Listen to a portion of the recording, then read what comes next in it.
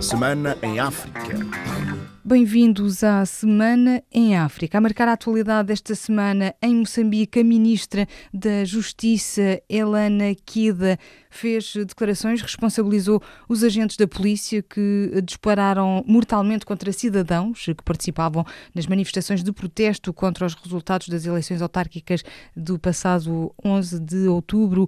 Helena Kida defende que as pessoas que foram identificadas devem ser responsabilizadas, sublinhando, no entanto, que neste momento ainda não teve acesso aos processos. Os indivíduos identificados têm que ser responsabilizados. O que eu não consigo responder é em que pé está a tramitação processual destas pessoas que estejam envolvidas nestes atos. Não tenho acesso a processos, posso me informar junto daqueles que é papel deles, não é? Tramitar os processos para saber. No entanto, a Ministra da Justiça moçambicana não avança com o número de pessoas que perderam a vida nas manifestações. O governo moçambicano fala em 2 óbitos, enquanto a sociedade civil contabiliza pelo menos 6 vítimas mortais.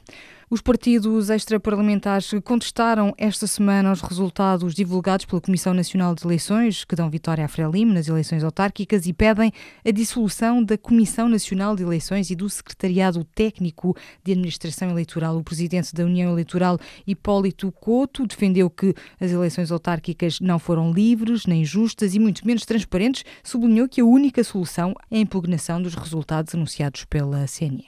Impugnamos dos resultados divulgados pela CNE.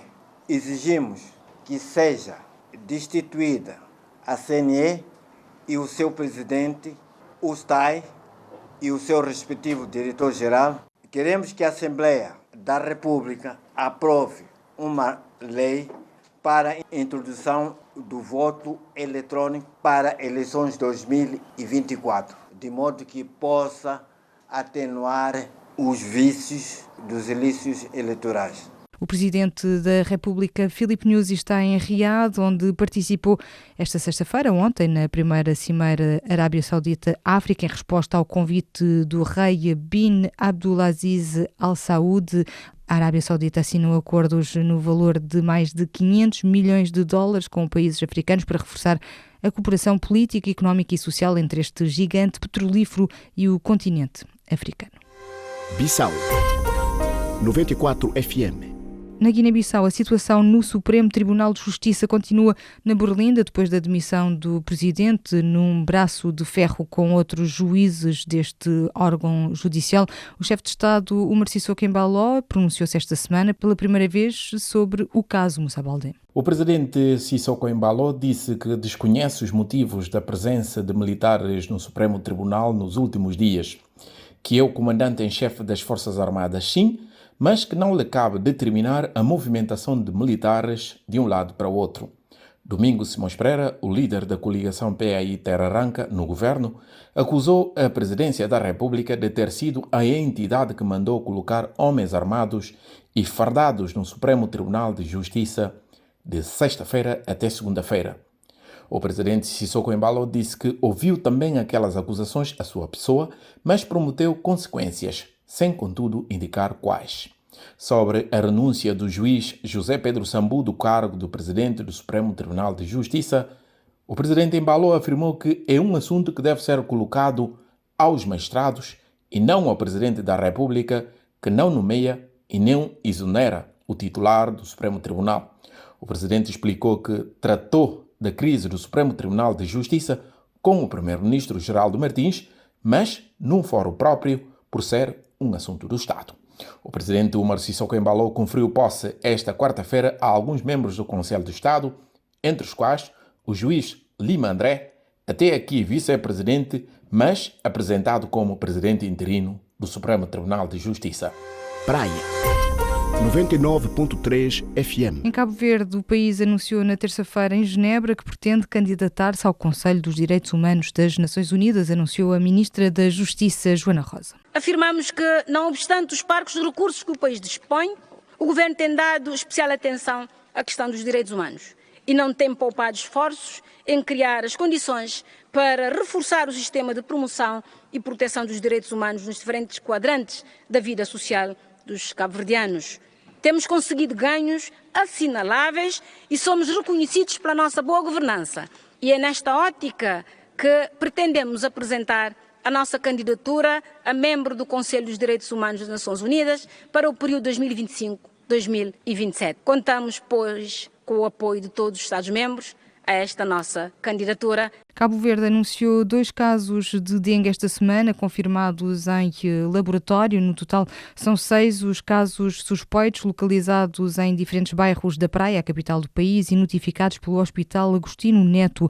Ângela Gomes, a diretora nacional de saúde, disse que o alerta é geral e pediu a colaboração de todos para eliminar qualquer foco de mosquitos portadores da doença. Nós temos 6 casos notificados, são localizados em diferentes bairros aqui na praia. Por isso que o alerta é geral.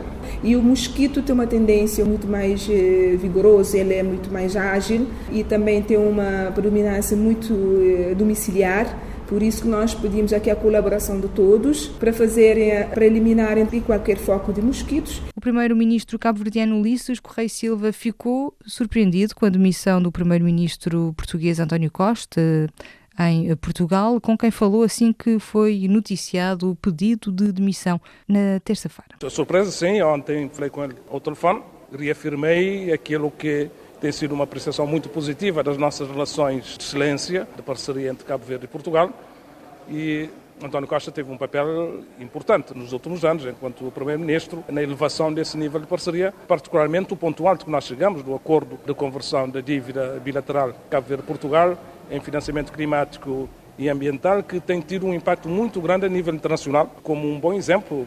Santo Antão, 99.3 FM. Em Angola, o aeroporto António Agostinho Neto foi inaugurado nesta sexta-feira em Luanda pelo presidente João Lourenço, um empreendimento que a prazo vai acolher voos comerciais domésticos a partir de fevereiro e a partir de junho com voos internacionais, substituindo o atual aeroporto construído em 1954. Numa primeira fase, o aeroporto acolhe apenas voos de cargas, como explica o ministro dos Transportes à Rádio Nacional Angolana, Ricardo Abreu. Começando inicialmente com a operação de carga, e essa operação ainda este ano irá começar a ser efetuada e realizada no novo aeroporto internacional Dr. António Agostinho Neto, e depois, no final do primeiro trimestre, iniciar os voos domésticos e, no terceiro trimestre, os voos internacionais.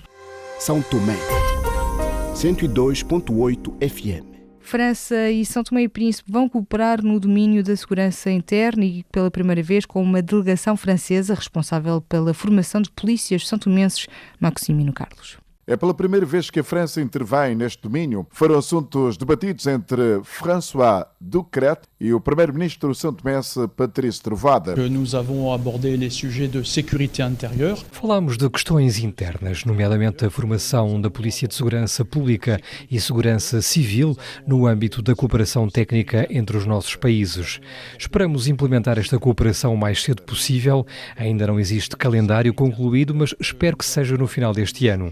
Também falamos de questões de segurança marítima entre os nossos dois países. E c'est en cours de réflexion. Para além da formação de polícias, a França e São Tomé e Príncipe cooperam em matéria de segurança marítima no Golfo da Guiné. É o ponto final do resumo da atualidade desta semana no continente africano, neste magazine Semana em África, que está de volta, já sabe, no próximo sábado.